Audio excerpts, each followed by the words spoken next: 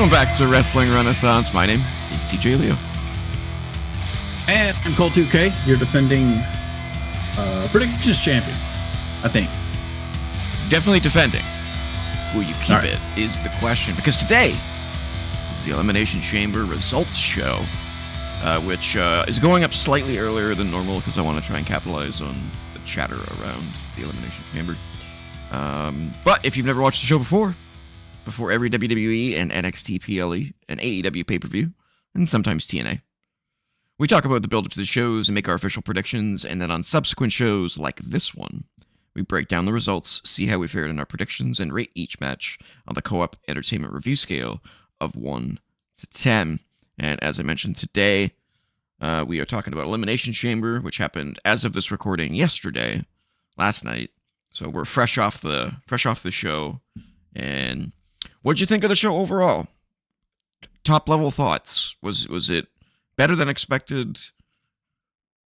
Less than better than, you know? How did it fare overall? How's it sitting with you? I mean, I wasn't expecting a whole lot. Yeah. Wasn't terribly excited about it going into it, so I guess I wasn't expecting too much. Guess I really didn't get much more than I expected. There were a couple of things that interest me. A couple of things that I leave intrigued with. But some that I just looked at and watched and thought, oh, wow, just very underwhelming. A lot of it was very underwhelming. It was a very high and low show, but you know, when you have a high and low show, it kind of just averages out to average at the end of it all. They did swerve us pretty significantly in terms of the winners, but I don't think that made for a significantly better show necessarily. It did make for a better show, I think, because I was like, oh, you know, instead of, well, of course they won, you know, but maybe that's the best they could do with what they had going into it. I don't know. We'll talk about it. We'll talk about it more specifically. But we're gonna do what we always do. Talk about the order of the talk about each match in the order that they were broadcasted in, and which is coincidentally the same exact order that we did our predictions in, because that's just what they did. I think they did the exact same order that they did the. I could be wrong. No, I'm wrong. I was going to say, I think they did the exact same order as the Royal Rumble, but there was only just the one women's match at the Royal Rumble. So I'm incorrect on that. But let's get into it. So the first match was the Women's Elimination Chamber match. Actually, before we even talk about that, what do you think of the stage, or lack thereof? I mean, it's just what we come to expect from these, American PLEs. American PLEs, not related to WrestleMania, because Rumble's kind of toned down. Yeah, to something kind of like that now. Obviously, WrestleMania is not, but pretty much anyone that's not WrestleMania is scaled down like that. Yeah, super cheap. It's unfortunate. I miss the old stages that were really elaborate. I don't think they need to go back to that, because I don't think it makes any business sense to have a different set for every single PLE. That's very expensive. But they could do better than no stage and just some LED panels. You know, it's a little weak. And Lord knows TKO doesn't want to pay for that kind of stuff. No, they do not. I will say the video package was excellent, though, at the beginning of the show, with CM Punk talking about his legacy and the legacy of Chicago. It was very good. But okay. Let's... you didn't think it was that great? I mean, it's what I would expect. Okay, that's fair. All right, well, then let's get to our ratings. That's what we do first, right? Yeah. Rate the match on the Co-op Entertainment Review scale of 1 to 10.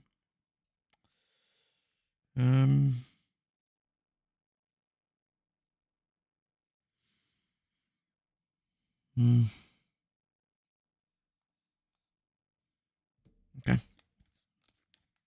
I got mine. Me too. I went with a 5. I went with a 7. Wow. Okay. Defend yourself, sir. Or maybe I should. I don't know. It was about as what I thought it would be, pretty much. My expectations for it was a 7. So what was mine? It was pretty. Yours was a 6. Okay. So it was pretty much just about what I expected. It was good. Not great. It was just good. Yeah, So a couple of things. So first of all, there was only one real highlight of the show or of the match, which was Raquel doing her power slam through the pod, which was cool. And then she did like a double pin on. Yeah, she did her Tahana bomb. Yeah. But other than that, it was kind of just pretty generic.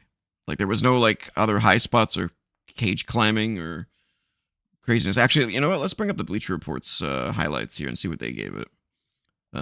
So they gave it a B, which is basically a 7 or an 8. So they kind of agree with you. Let's see their top moments and takeaways here. So the order of elimination was Bliss eliminated first by James. James and Asuka, that double pin by Raquel. Raquel was then eliminated by Stratton, and Stratton eliminated by Ripley, which we'll get into in a little bit here. It says the cameras caught WWE Women's Champion Jade Cargill watching from a suite at the beginning of the match, but did not revisit her during the match when she could have been basking in the punishment of her opponents. Yeah, they never showed her during the match at all. It was just at the beginning and at the end. That was it. A little weird. Probably should have taken advantage of that a little bit more. Spotlight her. Starting the match with James and Stratton was a strange choice given the relative inexperience compared to the other combatants. Still, they held their own with James continuing to look impressive in her expanded opportunities. Yeah, it was an interesting choice. I don't think... So you and I talked about how James getting the spotlight, she needs to take advantage of it. And I thought she did fine. But I don't think she, like, blew anything out of the water. She did fine. I mean, I think she did as good as Bliss. Mm-hmm. She didn't stand out, obviously, as much as Raquel. Yeah. She was made out to look dominant. Very dominant. Asuka was good. We got the mist of Kiana. We got a couple other moments. Stephanie looked good, of course. Rhea, of course, looked dominant. Yeah, Rhea always looks good. Yeah. Bet you think she does. Yeah, absolutely. Let's see what else they said here. Asuka misted Bliss to set up her elimination. Potentially. Oh, that's right, Bliss. Not Kiana. Yeah. Well, she went for... I think she went for Kiana, but Kiana moved, I think, is what it was. Yeah. Or Bliss had Kiana in the grip for her finisher or something like that. This potentially would set up a tag team match between the Kabuki Warriors and Bliss and Charlotte. Maybe. But now it wouldn't be for the title. There's no title involved, yeah. I still think they're probably going to go like a fatal 4-way tag team championship match. Unfortunately. Big Mommy Cool looked like a world beater here. A world beater? Okay.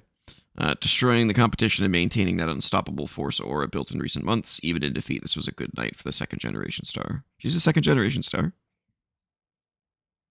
Yeah, her dad was how do I say it? A very lesser known talent in WWE back in the 80s, and I think he did spend some time in WWE. Yeah. Oh, interesting. Okay. Yeah. Yeah, she looked great, which sucks for me because I don't like her still.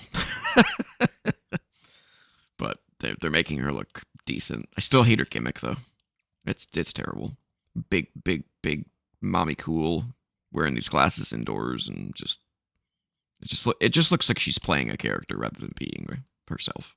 So, not a fan. She's female Diesel. Yeah, but she's playing female Diesel. Yeah. Stratton pumped all over in this one, selling everyone's offense. Yeah, she got a bloody nose. She did. Which I think was on her prettiest moonsault. You thought it was on her moonsault? Yeah, because she held her nose after she did the moonsault on Raquel. We thought it originally was on the electric chair drop off of that Rhea did on her, but who knows? We'd have to go back and watch it. Ripley winning and returning to the title picture in time for WrestleMania is the right call. She's one of the biggest stars in WWE and arguably the first or second best in-ring worker on the roster. And the matchup with Cargill is a fresh one, but where that leaves tag team partner Io is the question. Yeah, they definitely swerved away from Tiffany to Jade, which is maybe the right call. But yeah, what happens with Io now? Maybe she goes after... Maybe she gets moved to SmackDown too, and she goes after Giulia? But maybe they've done that already on SmackDown. Who knows? I know they were supposed to have a match last week before her qualifying match on Monday. Oh, yeah. Io and Giulia were. They canceled it. Yeah, maybe they're saving that for Mania. Weird. Yeah, I don't know. It was fine. It fell below my expectations because I was hoping for something a little bit more substantial or some sort of crazy. There was just nothing crazy about this match. This could have been a match with no chamber, and it would have been the same to me. Besides the power slam through the glass, that was basically the only spot that really involved the cage. Yeah, I mean it was. It's fine. I don't know. I mean, it was fine. It was fine. All right, let's see how we did. It is interesting that they ended up having a Raw superstar win it to go up against the SmackDown champion. Not normal. It's kind of an indication of the depth of the SmackDown women's division. Yeah. Versus the Raws. Kind of shitty for Tiffany. What's she do now? Yeah. Yeah, what does she do? Did she... I mean, she was on the advertisement for WrestleMania too. Yeah, she was. I mean, you would think she's going to have some kind of a Mania match.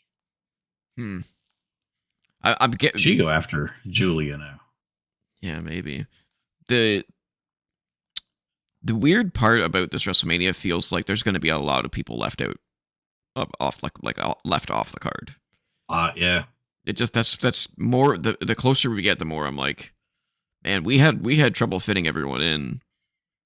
Maybe that's actually what's going to happen. It's just going to be people who just don't get booked for Mania, which, yikes, you know. Turn it into a 3-day WrestleMania. No, don't do that. Don't fucking do that, WWE, please. Do it. God, Friday. Maybe that's Saturday, why they're starting earlier, so they can have 8 matches per night. Oh yeah, that's possible. Yeah, maybe it's gonna be a little bit beefier of a show. All right, well, let's find out how we did on predictions.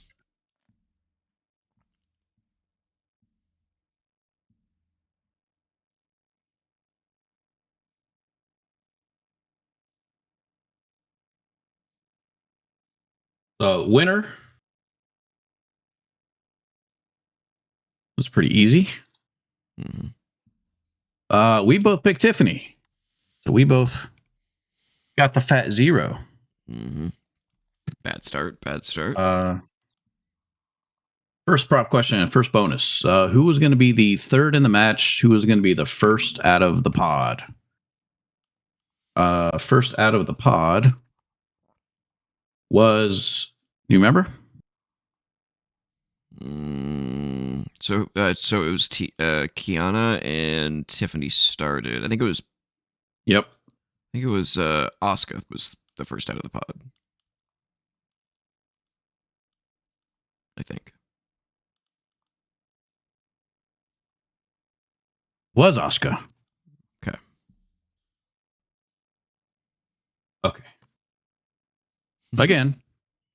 Neither of us called it. Okay.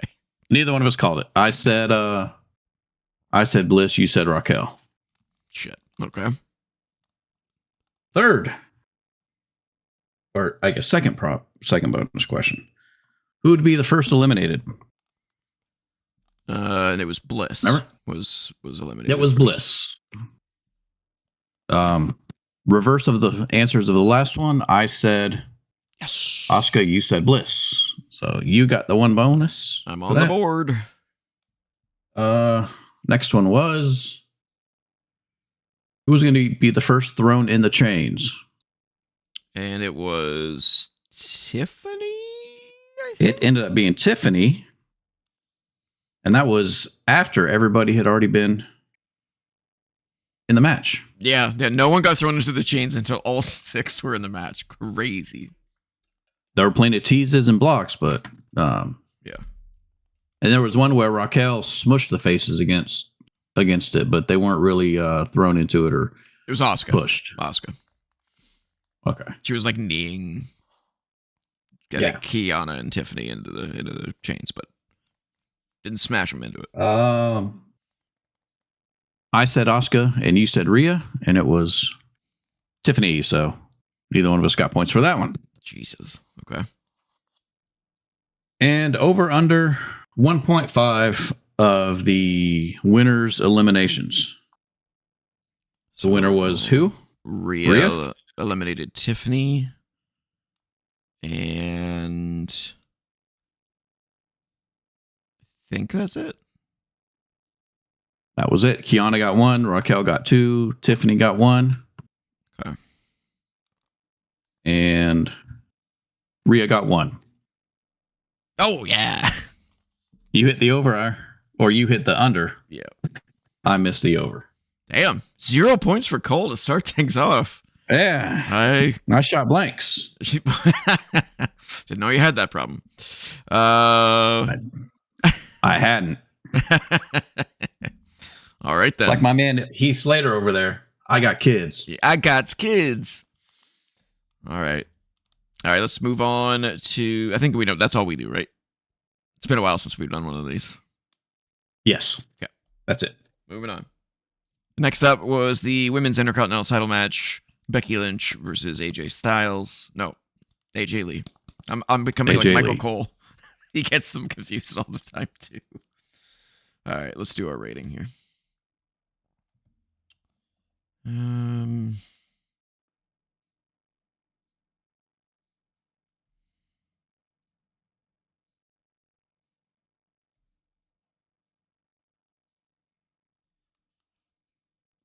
Okay. You're up. 4. I went 4. Yeah, I went 5. I almost went with a 4. I was this close. Maybe you can convince me to lower my score. But I went with a 5. Let's see what Bleacher Report said. So Bleacher Report probably gave it a B. They give it a C+, which would be like a 6, like a 7, 6, 7. Oh shit! Yeah, probably a 6. I would imagine. Top moments and takeaways. Michael Cole and Wade Barrett called the heck out of this match, setting up the story and the uninitiated and laying the groundwork for the competitors' strategies. Yeah, they did pretty good. Barrett joked that he had a singles match more recently than AJ Lee. I missed that. I missed that. That's funny. Jessica Carr's role in the match made sense and at least initially did not lead to excessive overbooking. We'll talk about that in a second. Lynch nearly keyword won. Excessive. Yeah, keyword excessive. Lynch nearly won in a great false finish spot in which Lee kicked out at 2 3/4. There was a whole lot of plunder and nonsense late in the match, leading to a disjointed finish that actually hurt the overall quality of the contest. Completely agree with that. But with that said, Lee looked good for someone wrestling her first singles match in over a decade, and Lynch continued one of the greatest runs of her career from a character standpoint. This could result in another contest at WrestleMania and weeks of Big Time Beck's crying conspiracy. So the match itself started off pretty damn good, but then it, like this Bleacher Report stated, it kind of started to get a little messy for some reason. It's like almost maybe they lost where they were and just kind of felt like they were lost a little bit, and it got a little messy. I really liked the Jessica Carr stuff. In fact, I was basically shouting during our watch party that to take Becky out, take her out, finally do it, finally become a wrestler and on the main roster and initiate that feud. But it didn't happen. But Becky basically got screwed again due to referees being in the wrong spot or whatever the case is.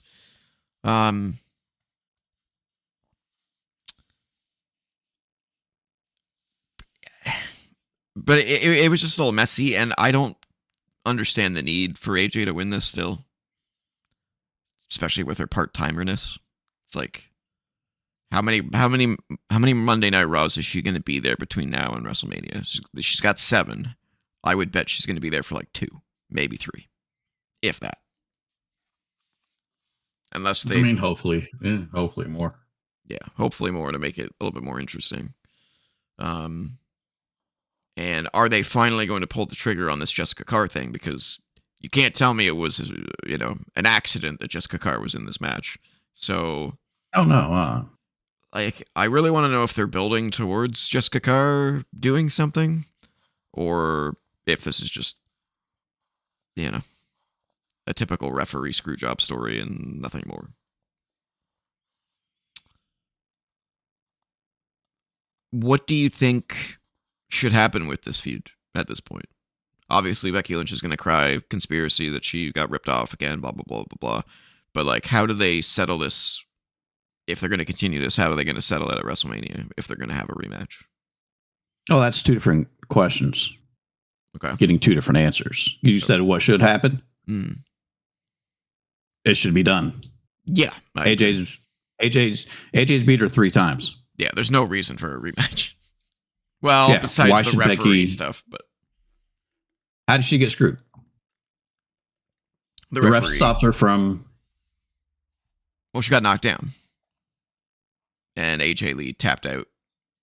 Right? Becky kicked her. True. Becky kicked her by accident, but it is her fault. By accident, yeah. But it is her fault. Yeah, that's true.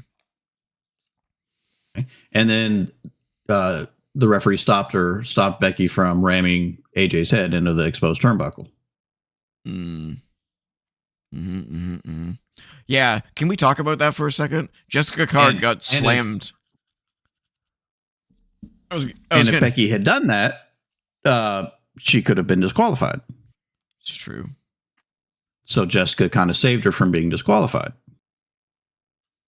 True. She still lost the match, though, which I guess is the crux here. And then she lost the match. Yeah, that's the whole crux of it. She lost the match. 3rd time that AJ's either pinned or tapped her out. And that's it. The elephant in the room is that Jessica Carr took a shot in the exposed turnbuckle and was fine. Was that on purpose or was that an accident? Because I expected her to go down after getting hit in the corner like that, and then she kind of just went, ow, and then was fine. I was like, huh. I would have rather been like that than her take that same bump, hit in the turnbuckle like that, and then get knocked out. Knocked out again. Yeah. Yeah, it was just messy. It was a little messy. Yeah, they had spots in there where they just weren't kind of on the same page. It kind of looked like. Yeah, it looked like there was a little bit of lost communication there for sure. Yeah. And which is why I bumped it down to a 4. Yeah. I was flirting with a 4. And I complained about this in the match as well, but like Becky still doesn't know how to be a heel, man. And she still doesn't know how to be a wrestler. I'm sorry. She has these moments all the fucking time in these matches where she just doesn't. She does things that like fucking Nikki Bella would do. Like she was like ramming AJ Lee into the barricade, but she did like a full 360 in order to do it. Like she just kind of like took her by the shirt and then like did like a full 360, which she had no momentum because she was turning the whole time and not running into the barricade. So she just kind of like AJ Lee kind of just like sloppily hit the barricade. She wasn't rammed into it. I was like, why didn't you just take her to the apron, turn her around, and then ram her into the barricade? Like, it's stuff like that she does on a constant basis that just makes me mad because I'm just like, you're supposed to be a veteran. You're supposed to know these small details make a big difference in how these things look and not rush. You're fucking Becky Lynch. Like, there's no excuse for that kind of shit. Same thing with what we talked about on the prediction show when she went after Lyra too quickly. It's like, she knows she's not supposed to do these things, but she does them anyway. She panics. Or she just doesn't care. I don't know what it is, but I become less of a fan of Becky the more I see her wrestle because she makes these mistakes. Just trying to play to the crowd. Yeah, maybe. I don't know. Not a fan. I'm just not a fan of her. I think I'm not a fan of her heel run. That's for sure. Although I do like her on the mic. I think she's pretty damn good on the mic. I don't know. So you said this should be the end of it. So it should be, but I don't think it will be. I don't think it will be either. They're gonna have a rematch, and Becky's probably gonna win it back. What should be the match? Because it can't just be another match. There's got to be something out there. They're gonna have to have like a street fight, or maybe it's a submission match. I quit. I don't know. I just feel like a regular match rematch would just kind of be underwhelming at this point. And it would play into the story too, because Becky doesn't want any excuses. She doesn't want to be like, you know, she doesn't want to get screwed again. So she wants to have something that's going to protect her. Oh, the last woman standing. Yeah. Have they done that before? I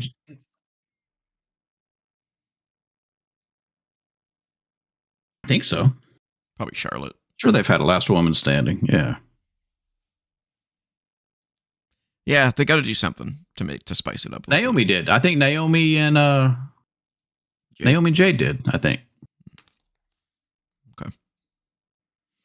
I think that's what they had at Evolution. Oh yeah, you're right. Yeah, you're right. That makes sense. They had some kind of gimmick match like that at Evolution. Mm.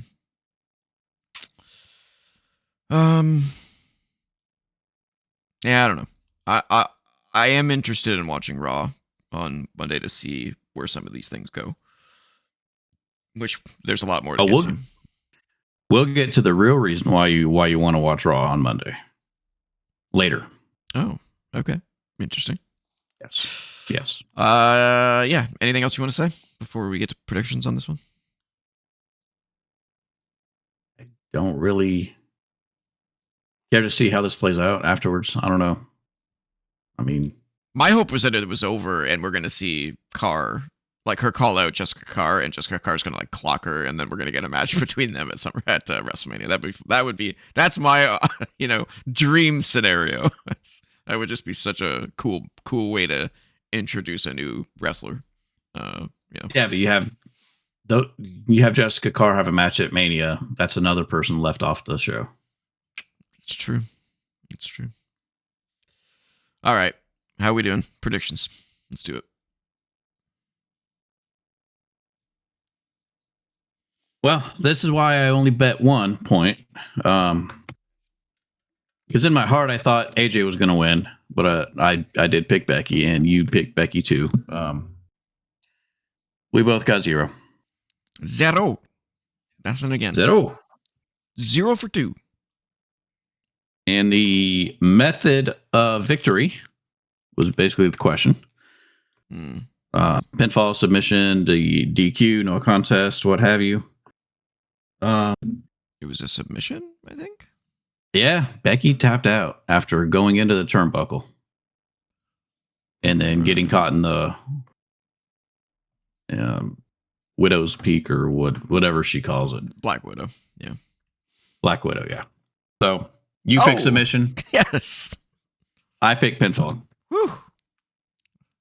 I'm cooking, as the kids shooting say. all kinds of blanks. Gotta get on the board, bro. Yes, I do. And that's it. Oh, that's right. There was only one for the singles matches. That's right. Yep. Only one for the singles matches. Then we'll get to the next match. What was our expectations for this match? 6s. 6 and 6. 6s, so below expectations. Yeah. They could have, I feel like they could have done more with this match, but if they're intending on doing a rematch, yeah, I can see why they would save some stuff. All right, the next one is the World Heavyweight title match between CM Punk and Finn Balor. Let's do our rating for this one.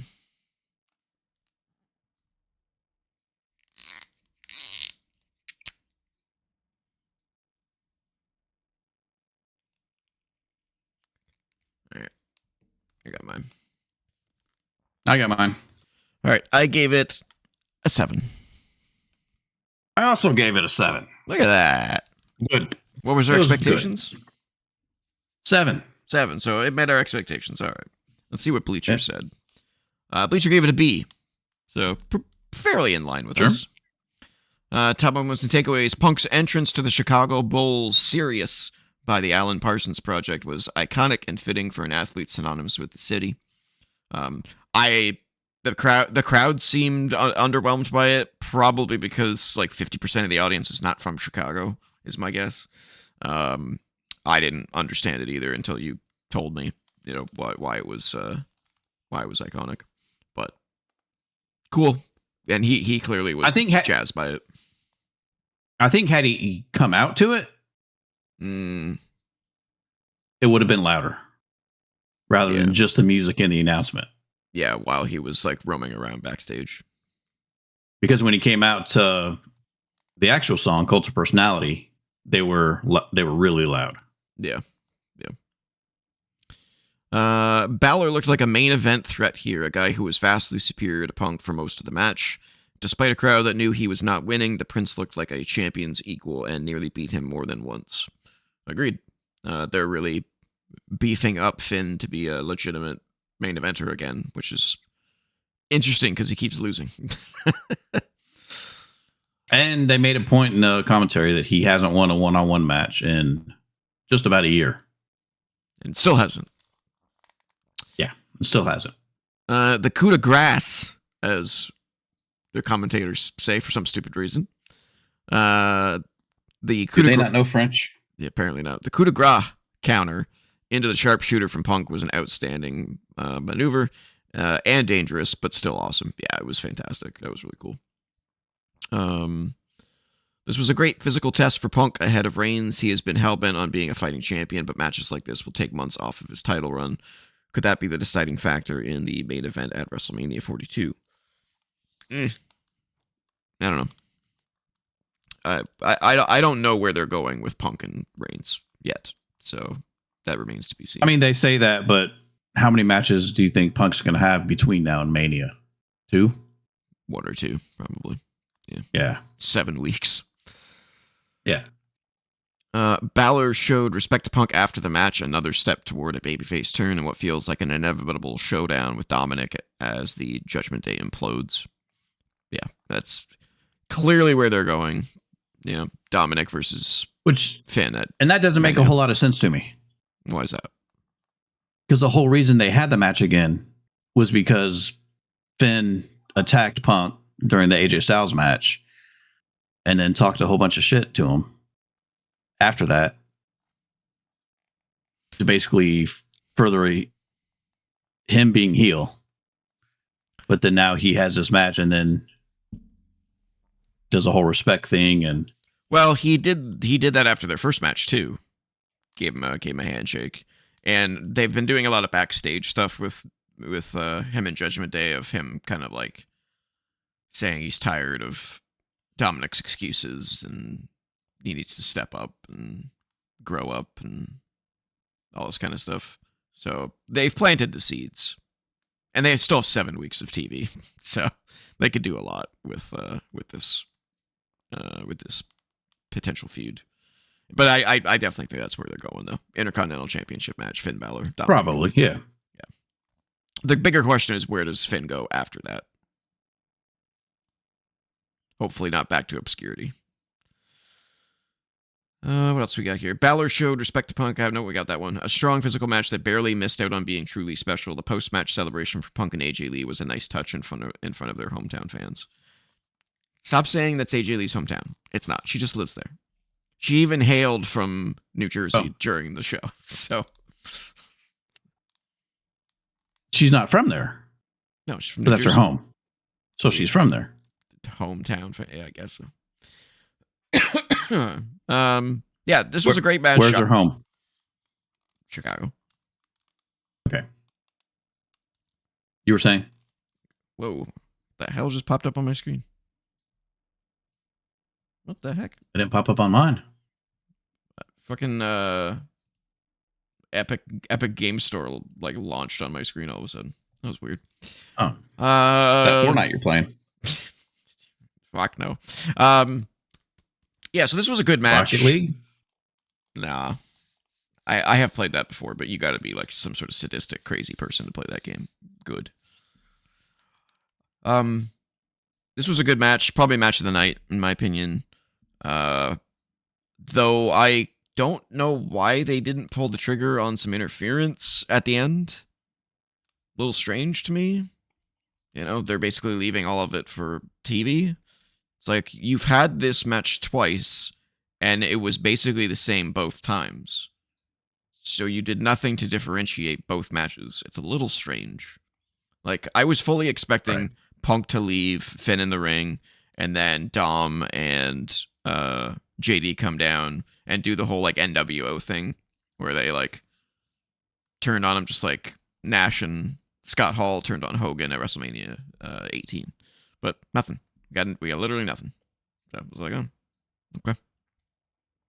But good match. Two great wrestlers. Yeah, it was a good match. Just not too much intrigue in it, knowing that Punk was going to win. Speaking of that, how'd we do on predictions? Oh.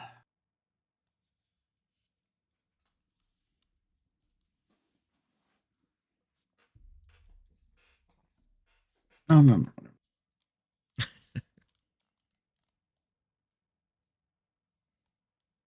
Like I said, knowing that Punk was going to win, I put 4 on it. Oh, so I'm on the board. You with 1. You're more than on the board with that one thing you caught up. All right, I don't remember what the bonus was for this one. Was Judgment Day going to factor into the decision? Okay, and obviously, as I said, they did not. There was no interference, no tomfoolery, no nothing, which is what both of us thought would happen. Gotcha. No, wait, hold on. Oh? Yes, we both said no. And there was none, so we both got it right. Okay. We both got a point. Okay. Yeah, we both got a point. Correction made. All right. So I don't have a screenshot for the next thing, but the next segment was the box. The mystery box segment. Did they have a... They did indeed have a thing on this. Should we grade this? I don't even know if we can grade it, because we grade matches, not segments. But the box was brought out onto the stage. The two GMs pried it open with some crowbars, and inside was a coffin. Which at first my brain went, oh, maybe Cole was right, and this is going to announce a Hall of Fame match for the Hall of Fame this year, and maybe it involves The Undertaker. But then Alas, but then it opened. It was not. But then it opened, and the box was not really a box. It was like if there was the back of the box was open, and you could clearly see. I clearly saw like a red cape in the darkness, and I remember even before like the music started and someone came out, I was like, oh fuck, it's Danhausen. And indeed, it was Danhausen. It really is him. It really is Danhausen. They basically did a weird dance routine with a bunch of girls in Danhausen costumes, and then Danhausen came out and continued his voodoo. Dropped off a jar of teeth to Michael Cole at the announce desk. Finished this little dance in the ring, and then disappeared. And the crowd booed. The crowd booed. And that was it. Let's see what Bleacher Report says. I'm curious. They gave it a C+ for whatever that's worth. This would have been the perfect opportunity to allow Danhausen to get on the mic and give fans a taste of what his whole character is about. Not everyone knows him, and considering he has been off television in any meaningful role for years, it would have been the exclamation point on the segment. Bad idea. Bad idea. Bad idea. Had he talked, he would have got booed out of the building. It's good that he just came out, did a dance, and left. That would have made it worse. Yeah. The presentation was solid, but while it will take fans time to warm to him, he is in a place that will realize his potential from a character and merchandise standpoint. Yeah, I think debuting him in this way was a big mistake. He should have literally just... They could have done like a thing where like jars of teeth start showing up in random places. You know? Like, why is Michael Cole could have had that jar just sitting there all of a sudden, like, Barrett, what the hell's on my desk? You know, could have had that for like weeks, and then all of a sudden Danhausen comes out or something on TV, not on a pay-per-view. That's where they made the mistake. Yeah, I don't mind that exact same debut or reveal on a Raw or on a SmackDown. Yes, 100%. The reveal wasn't the problem. Don't do it on Elimination Chamber, which is arguably your most important non-Big Four PLE of the year. Yeah. You know, this has as much WrestleMania implications as the Royal Rumble does. Yeah, exactly. Because you've got two winners of matches get title matches at Mania. Right? There's no other PLE that does that throughout the year except the Rumble. Yeah. You know, the only other one that you can compare this to for importance is Money in the Bank. Mm-hmm. And this is a comedy act. That's guaranteed title matches. And this is a comedy act. Yeah. Bad place to put it. It really reminded me of like Vince McMahon bringing out Brodus Clay to do the dance at a pay-per-view. Yeah. I was like, what are you guys doing? This is not the place for this at all. Because I don't think people were sad to see Danhausen or mad to see Danhausen. I think they were mad that that's what the box was. I think a lot of the crowd, even though it was in Chicago, didn't know who it was. Didn't know who the hell it was. Yeah. You know, the ones that do know, obviously know him from AEW or know him from the Indies. The Indies or what have you. Because it's Chicago. Yep. He's been up here before. He's done Indies up here. And I think the reason it was Chicago also was why he got booed. I think if it was Atlanta, Georgia, if it was, I don't know, St. Louis, if it was some other city that's got a little bit of wrestling history, but not the quote intelligent crowd like Chicago, right? They wouldn't have cared. Or they wouldn't have cared enough to boo. Yeah. Yeah. So I think that kind of hurt him. Mm-hmm. Yeah. With it being Chicago. Hopefully the crowds realize this so that when he shows up on Raw or SmackDown this week, he doesn't get booed and gets something, you know. At the same time, though, it's like this was also a really weird time to debut him, because you got to imagine he's not going to be in a WrestleMania match. So why now? Why not after WrestleMania?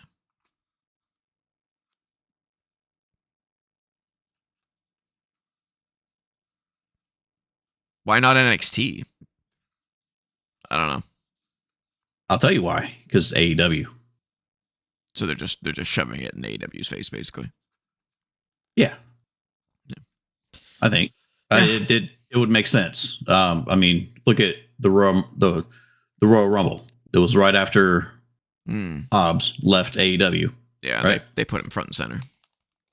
They put him front and center as early as they could, like the first opportunity they could on a big scale, right? Yeah. And what have they done with him since? Yeah, nothing. He has not appeared. So you're thinking Danhausen might take a few months to reappear?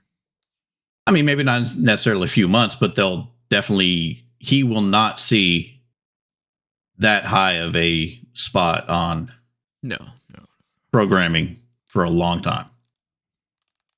I mean, do you see him getting a high profile spot in a semi-main event on a PLE anytime in the next 12 months? No, he's going to be an R-Truth character where he's going to be involved in a lot of backstage stuff, I think. And that's about it. He'll probably have the odd match here and there. I mean, they've got that, like you said, with Truth already. Yeah, I know. And they could have that with Mr. Iguana if they wanted to have him on TV every week. They could. Yeah, it's just an odd time for him to debut. It's a very strange time. Right. Okay. That was it. That was all. Don't know where it's going. And supposedly he is going to be on Raw tomorrow night,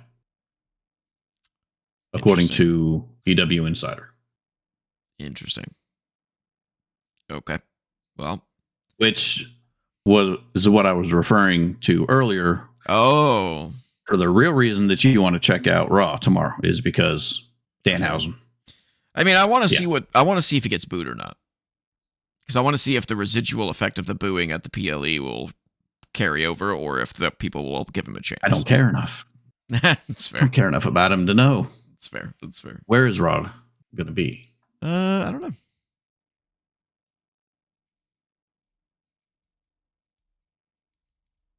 Not Louisville. Not tomorrow. I said tomorrow and it told me March 16th. March 2.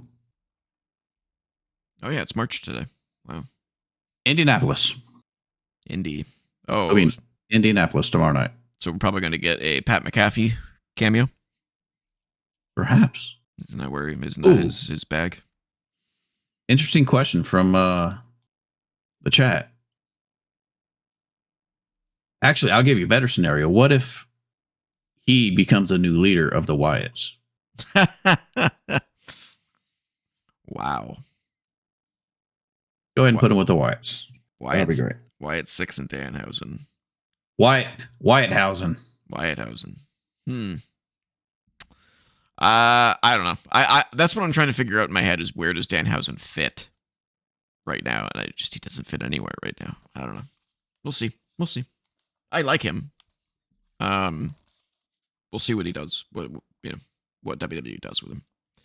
All right, let's move on to the main event, which this image is old because Jey Uso was not in this match. He got taken out by somebody on SmackDown. So this was actually Randy Orton, Cody Rhodes, LA Knight, Trick Williams, Javon Evans, and Logan Paul in the men's Elimination Chamber match. Winner takes on Drew McIntyre at WrestleMania, which actually, give me a quick moment.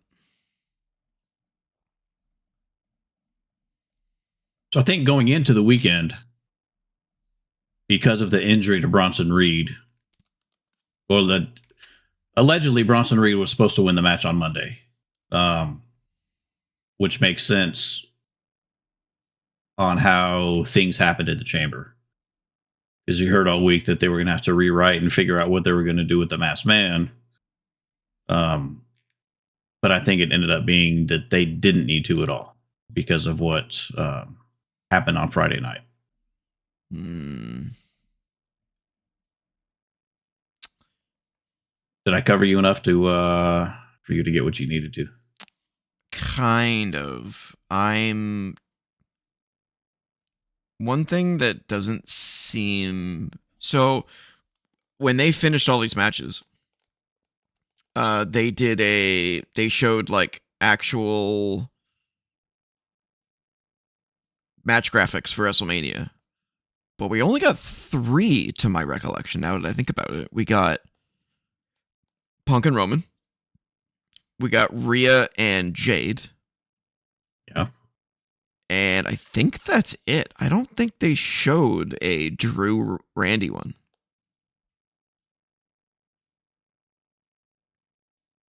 Which is weird. Unless I missed it. And the problem is that they haven't posted these graphics anywhere, not even on Twitter. I've checked WWE.com, I've checked their Twitter, and the match graphics are not showing up. So is that still up in the air about who Randy's going to confront? Well, yes, it is because of what happened at the post show. Oh, yeah, that's right. Good call. Yeah, so yeah, we'll get to that. Let's do our rating. We'll get to that. Good call. All right. Match rating.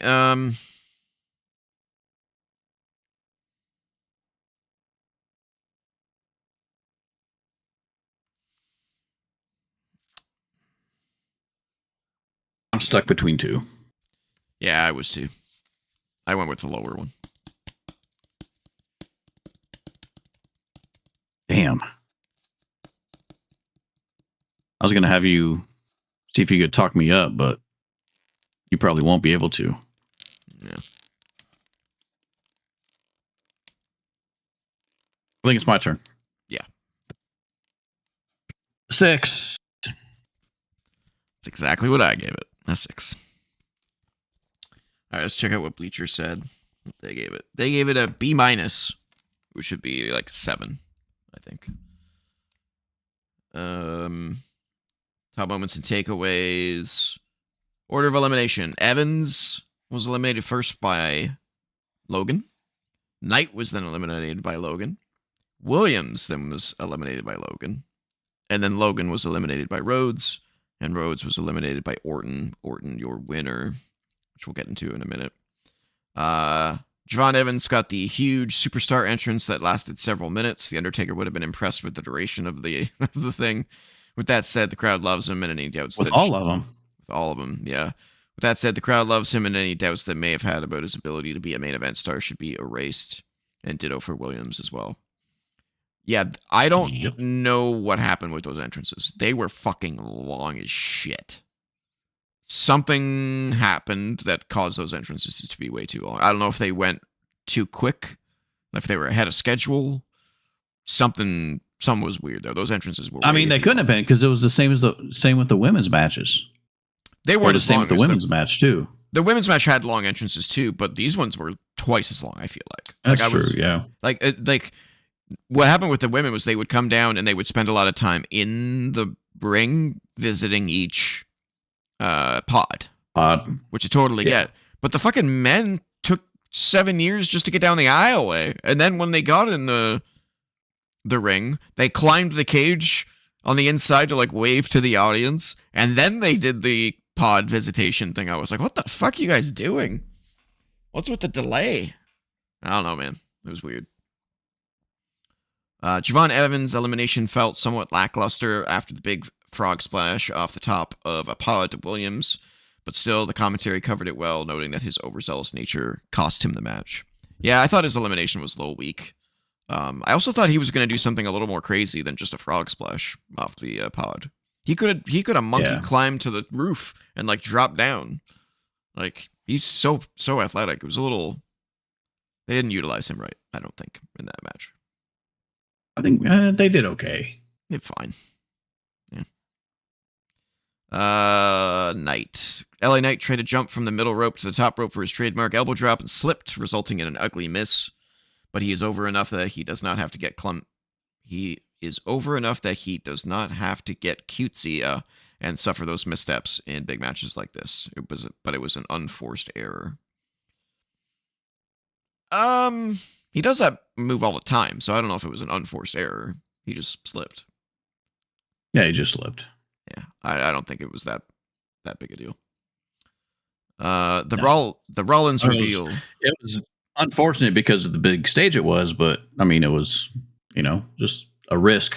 Yeah. Didn't pay off, Yeah, he's done that match or done that move 1,000 times perfectly. So yeah, it was just an error. It happens.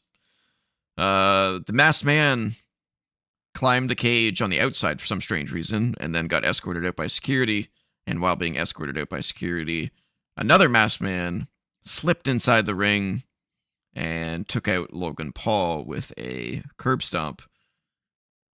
And it was revealed that it is indeed Seth Rollins. The execution of the reveal was excellent, even if it was telegraphed with Paul's addition to the match. I don't know that his reveal was excellent. It was fine and kind of expected.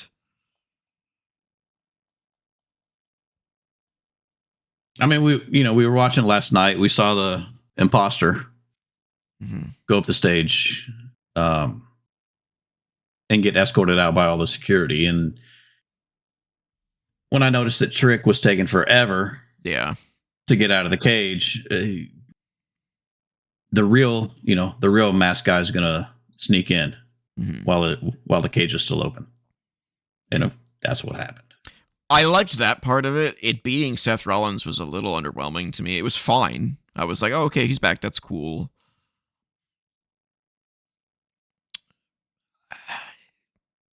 I don't know. It was whelming. It was whelming. It wasn't underwhelming. It was just whelming. It was just there. It was executed as well as it could have been, I think. It was for me, it was all right. Thank goodness it's over. Yeah. I think my biggest question, honestly, is if his injury was either A, fake, or B, not as bad as it could have been, why did they even bother with breaking up the Vision to begin with? You know what I'm saying? Like, why did they even bother having Braun Breaker turn on Seth if Seth was going to come back? I feel like they could have covered for that. Like, so I think when it happened, they may not have known exactly how long he was going to be out for. So they panicked. I feel like that. I don't necessarily think panic. So I'll compare it to Rhea winning the chamber and Jade still being champion. I think the whole plan all along was for Bianca. They were hoping and kind of planning that Bianca would be back by now from her finger, and Bianca and Jade would have the match at Mania. And I think them taking the tag titles off Rhea and having Rhea win the chamber was so they would have a big name match at Mania now that Bianca can't do it. I get what you mean. Okay. So I think them doing that with Seth 4 months ago or however many months ago was them kind of planning ahead just in case Seth couldn't be back.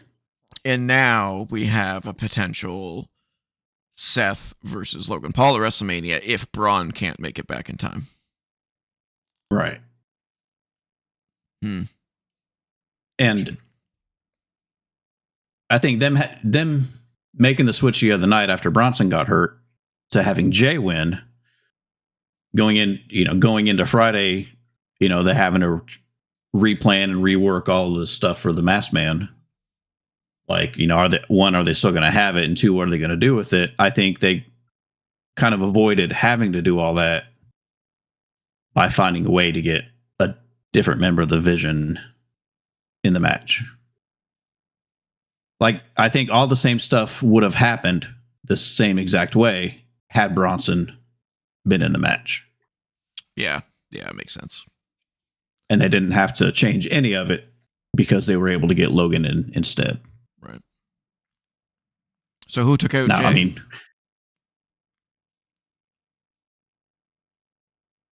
was it Logan?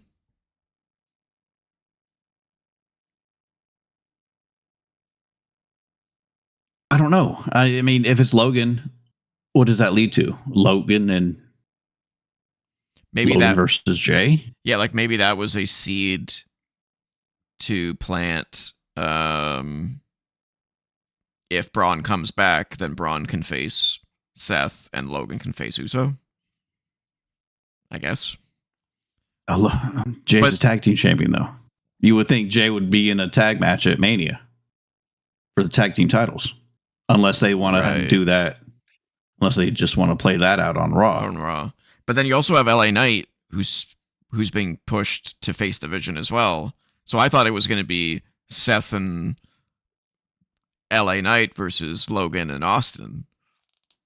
But so like I don't know which direction they're going to go with. They have options at least for how they do this. Very strange though. Very very kind of mixed up. You know what it could be? It could be that if Braun comes back, they got Braun and Seth and Jay and LA Knight versus Austin Theory and Logan Paul, assuming he doesn't have the titles, like the tag titles. Or maybe if Reed comes back, which I don't think. I think Reed's fucked for a while. Oh yeah. I mean, torn bicep. He's out for months. He's 6 months. He's not at Mania. No, he's gone. Which sucks because that's the second Mania in a row he's missed from injury. Remember what I said about WWE and injury-prone superstars? That's all I'm going to say. Just remember that. If you can't stay healthy, I think they're not going to keep you. I think ever since they did the whole fake injury with Seth. It's karma. Karma coming around. All right, what else did I say here? Orton's win following McIntyre's late involvement made sense with the context of the ongoing storyline as he finally dropped Rhodes with an RKO. Unfortunately, it was not in the context that most wanted, and the finish felt more like a way to get to a multi-man main event at Wrestlemania, which will almost certainly include the American Nightmare and Jacob Fatu, perhaps as punishment for the WWE champion repeatedly sticking his nose in everyone else's business. I didn't think about that. Maybe it's not a triple threat. Maybe it's a fatal four-way. Which I don't like fatal four-ways. But that would make more sense than having two separate matches. Like it. But who you like it? No. Oh, you don't like it. I don't like it. Who wins that? No. I don't know. Who wins it? It would have to be the champion going into it. The champion would have to retain. Otherwise, it feels cheap. Yeah. Unless, well... Tell that to AEW. That's exactly what's in my mind when I'm saying it. Yeah. Statlander. Let's see, their final point here. The match itself was somewhat disappointing with spot after spot until the two angles took over ahead of the finish. It was fine, but given the talent involved, felt like a missed opportunity to deliver a truly great chamber contest. Yeah. Agreed. Yeah. So, we seem to know where all of these people are going, except for Javon and Trick. We see options for all of these guys except for those two. Although Trick could still go after Carmelo. And Javon... I mean, maybe a triple threat for the U.S. title? Javon... But Javon's on Raw, isn't he? Yeah, Javon's on Raw. Yeah, so I don't know. I don't know what Javon does. I think Javon's okay not being on Mania. I don't think they would want him not on Mania, though. They're kind of high on him. I know, but... I know. I don't know. I mean, don't get me wrong. I'd love to see him on Mania. I like him. Yeah. Oh yeah, for sure. Absolutely, he's amazing. So coming out of Elimination, wish you watched NXT for more than just the last 6 months. I get to see him now. That's cool. Yeah, that's cool. So but you've not been along for the ride. No, I haven't. Yeah. So coming out of Elimination Chamber, we were hoping we would have a much clearer picture of what WrestleMania was going to be. And I think we have a little bit of a picture, but there's still lots to fill in 7 weeks. Ton to fill in. We have basically 4 matches right now. Maybe 3.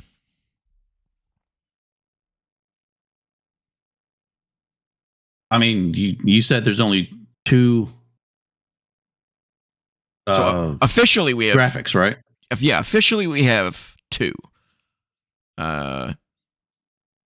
Jade and Rhea and Punk and Reigns. We are being told that Liv and Stephanie is a match, but we still don't have a graphic for it for some strange reason. And then we probably have a Fatal 4-Way coming. Well, as of right now, it is Randy against Drew. Right. Because going into it, the winner of the match, the winner of the chamber gets Drew. Right. Randy wins, so he gets Drew. Yeah.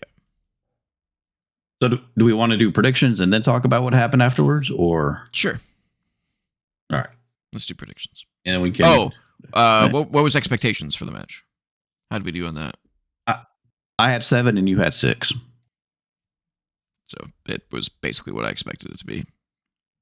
And my match was saved by the stuff at the end. Yeah, I agree.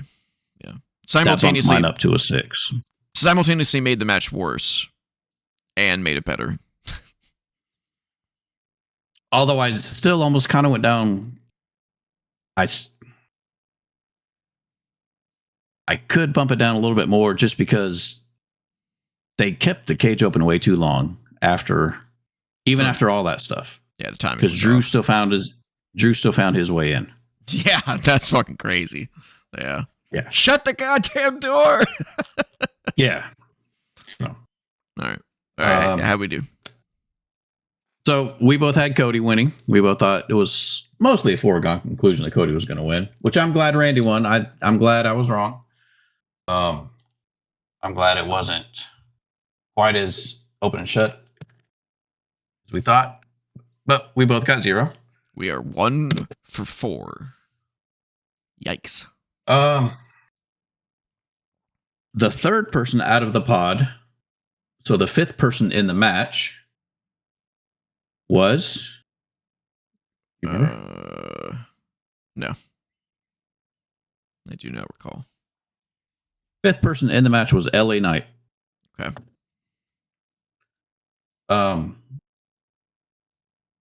I said Randy, you said Cody. Damn, okay. Randy was last and Cody was first. Yeah, who started? Cody and Javon. Interesting. Okay. Next question. Who is the 4th person eliminated? Logan.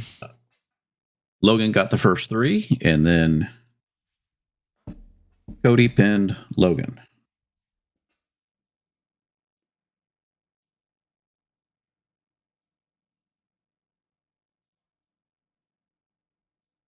I said Trick.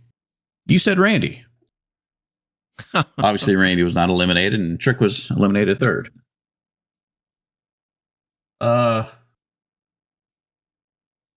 We had to get clarification on this one, if this one was going to count or not.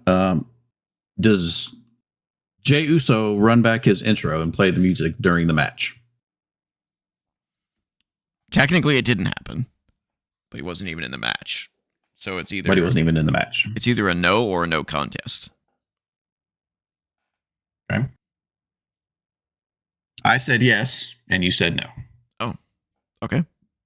Yeah, I guess I got the point. Yeah, so you got a point, and I didn't. Sweet. So I am competing the rest of this competition under protest. Okay. Over under 1.5 eliminations for the winner. So Orton won. Logan 3. Logan had 3. Yeah, I don't remember who else had the. Cody eliminated Logan. Cody eliminated Logan. So then Logan 3, Cody 1, Randy 1. Oh, okay. Interesting. Oh, Nice. Lots of single. I may have to go back and rewatch that. I may have to go back and rewatch that because I wrote down over, but I kind of thought I did under. I don't know. I don't recall. And we missed a question. Oh, yes. We only did 3 on the show. No. That was 4. But we missed reviewing a question. What's in the box? Oh, yeah, that's right. And then, we predicted what's in the box. Yeah, definitely neither of us said Danhausen. I did say Smart Money says Danhausen, but I wanted to say something else. Yeah. Yeah, I think I had the list of Jericho. You had the list of Jericho, and I had something Hall of Fame related. Although I'm gonna hold on to this for years. Because if Danhausen makes it into the Hall of Fame, that could take a while. if Danhausen makes it into the Hall of Fame, I'm going to get my point for this. It's technically correct. It's technically correct. But as of right now, I am incorrect, and so are you. Okay, that's funny. So I got a lot of zeros, and you got a lot of ones. A good bit of ones.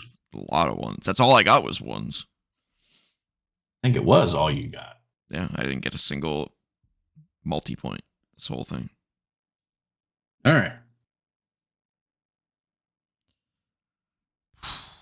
So we will do ratings on the show. Okay. First. Average rating. I had a 6, and you had a 5.75. Once again, I'm consistently slightly lower than you.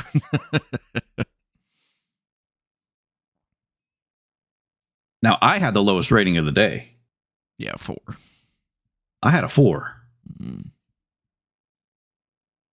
I still got higher than you. Because I gave the women's a 7. Right. Yeah. I had quite a few 5s. Overall, I probably would have said a 5. Yeah. Yeah, 5 makes total sense. Just average. Yeah. So, I mean, do we want to go overall, or do we want to talk about the aftermath? Yeah, let's talk about the aftermath. All right. So, of course, in the post show, you had at first in the backstage area, you had not Jackie, but Kathy Kelly interviewing Drew, saying, "What were you doing?" Blah blah blah, and he was spouting a whole lot of stuff. And Nick Aldis comes up to him with security and yelling at him, "What'd you do? What'd you do that for? You ruined it." Blah blah blah. Drew says, "I told you what I was going to do. I'm going to keep Cody from winning, and all I've done is tell truths, and I hate you." And they had a little pull apart kind of thing, and then they were done for that. Then they kicked to the actual post show panel with Joe Tess and Rosenberg and Big E, and Drew comes storming up eventually. He starts yapping, and Nick Aldis comes out again. It says, "Look, I'm tired of you, Drew. You've messed with things so much, blah, blah, blah. Next Friday on SmackDown, you're defending the title against Cody." So next Friday on SmackDown, we get Cody versus Drew for the title. And then assuming the winner of that gets Randy at Mania. No. What's going to happen is Jacob's going to interfere to try and cost Cody. And then Orton's going to try and interfere to try and help Cody or take out Drew or take out Jacob. And then it's going to end up with Aldis coming out going, "Are you fucking kidding me? You know what? Fuck it. You're all in a fatal 4-way at Mania."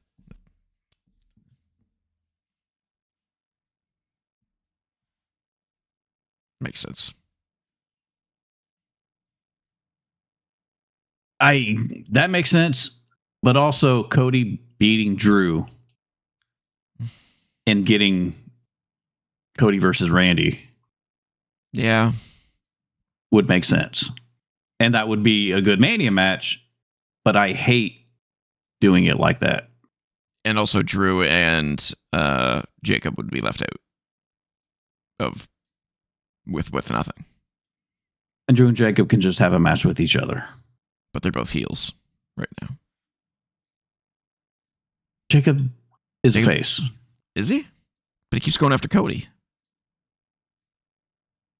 I thought.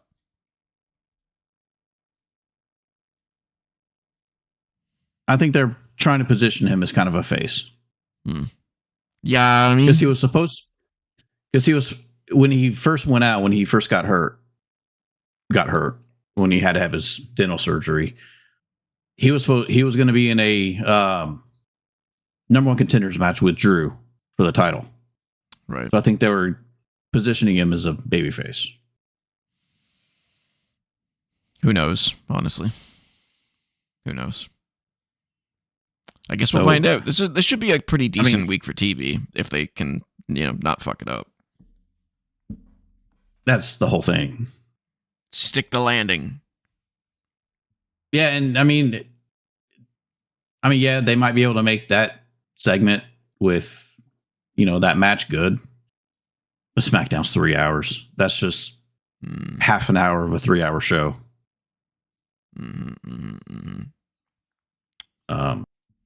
Maybe Danhausen will come out and curse Drew. Well, he'd have to be on Raw and SmackDown. Maybe he is. Maybe he's a free agent. So he's just going to visit Raw and SmackDown. Who knows? Was there any other aftermath, or was that basically it? I think that was basically it. All right. Or do you think Drew could lose a title and then Drew and Nick Aldis could have a match?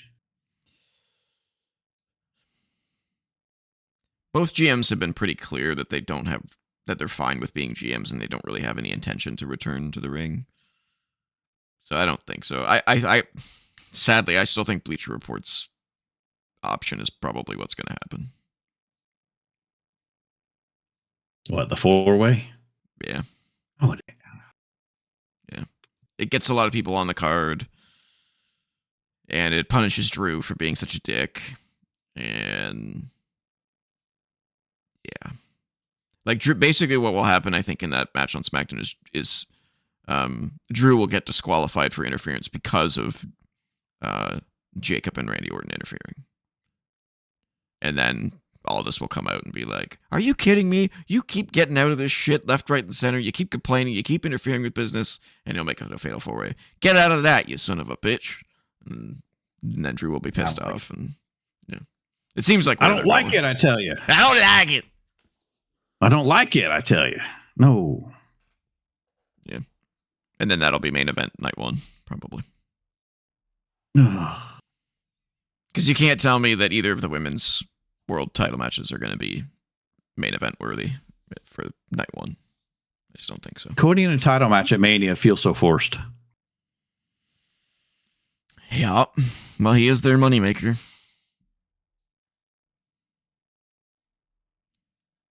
We'll see, though. You can still be the moneymaker and not have to be in the title match. It's true. It's a true story. As long as he doesn't win, I'm okay with it. If he wins. I mean, look at Punk and Drew. When they had their feud, it wasn't around a title. It's true. It's true. Cody doesn't have that. Cody has not had that since he's been there. Yeah.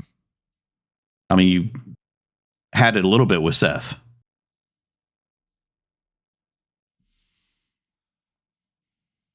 Yeah. When you first got there.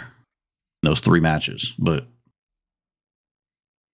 I don't know, man. After that, it's been all around the title with Cody. Yeah.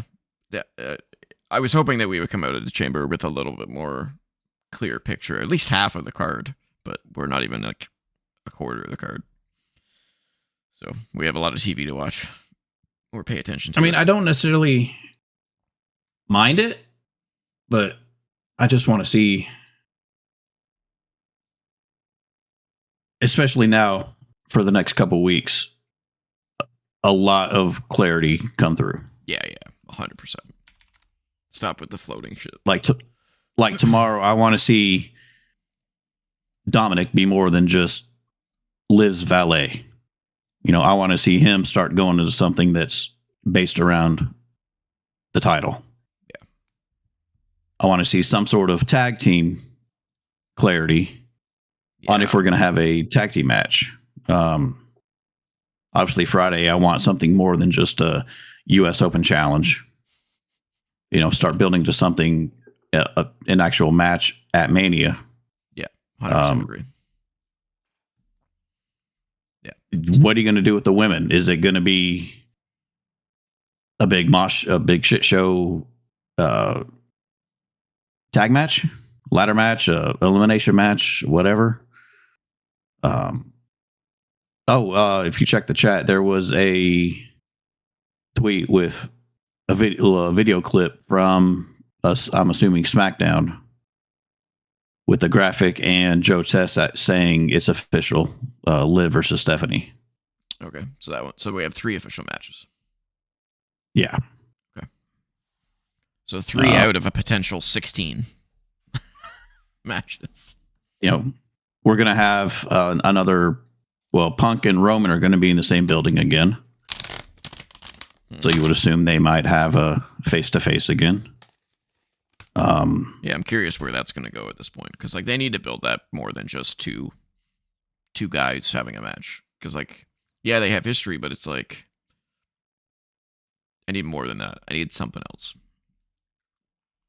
I mean, their promo they had a couple weeks ago was really, really good, but I don't want that. I mean, and I'm sure it won't be. I'm sure we'll get more, over the next few weeks. But there definitely needs to be more than that to keep my level of excitement where it's at. Especially for 7 while weeks. Everything else is, while everything else is building up to keep that hot. Keep that over on that back burner. Keep that simmering. Agreed. You got the Brock Lesnar Open Challenge. Which is not tomorrow. And it's not next week. It's for the next 5 weeks after that. So, we've got a few weeks to hopefully, set stuff in the slow cooker and have a nice, open it up and have a nice casserole of different ingredients and have a good dinner that weekend.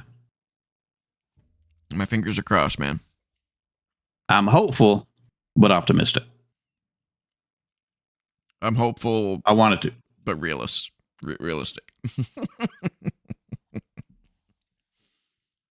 All right. How do we do on predictions overall?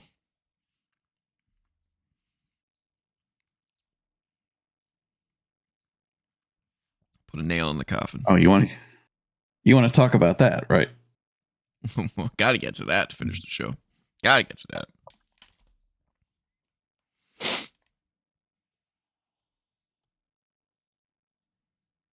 Oh.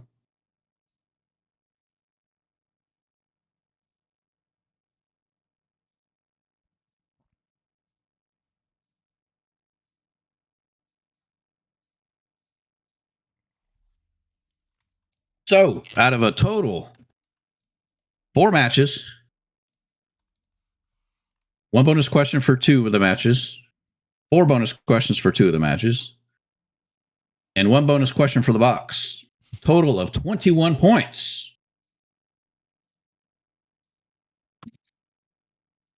By a total. He's dragging us out. That's a good sign. By a total of 7-5. Oh my God. Your win. Yeah. Battle of the Probably shit. The lowest score. Oh my God. The lowest score in the history of Wrestling Renaissance predictions. Your winner and new champion. Woo! TJ Leo. My title has disappeared, just like Danhausen. Right into the darkness. Right into the darkness. Oh, it feels good to be. Feels good to have that back on my shoulder. That was needed. All right. I think I still have this. Yeah, you do. You definitely still have trivia that title. I think. Who knows? Who knows at this point? Who knows? But we have lots of trivia coming up. That's for sure. Lots of trivia coming up. Lots of recordings coming up too. Oh, you have no idea. You have no idea. Stay tuned to Co-op Entertainment, guys. Lots and lots and lots of shows over the next 2 months. We're going to be breaking records on how many episodes we've got. Also, as long as we're talking about it, we have hit the 300 video mark on the channel. So, big applause to everybody involved. 300 videos and counting. We're crushing it. We're crushing it. All right, ladies and gentlemen. If you want to follow me on the socials, I'm at TJ-Leo on BlueSky. I'm at Cole2K on BlueSky and X. You can email us at co.op.podcast@gmail.com. Don't forget to comment, like, share, subscribe, ring the bell for notification. Lost my plot there. Ring the bell for notifications. And if you are so inclined, patreon.com/co-op entertainment, where you can throw us $1 a month to help support the channel. And of course, Co-op Club Discord community servers, where you can find myself, Cole2K, so many others talking about gaming, wrestling, and more. The link is in the description. Apply today. Co-op Club.Jesus? Is that what you said? I hope not. I think you did. I hope not. I'm not a religious man. You said Co-op Club.Jesus. I'm watching too much Orange is the New Black. That's probably what it is. There's a lot of Jesus talk in that show. All right, Cole. Yes, sir. Well, that is it for Wrestling Renaissance. Elimination Chamber results, predictions, and review. Predictions? We had no chamber, but my title was eliminated. Fear not, ladies and gentlemen. It won't be long until I can have my day of vengeance, when we have a Vengeance Day predictions later on this week. It's true. It's a true story. So tune in. And until then, keep the Renaissance alive.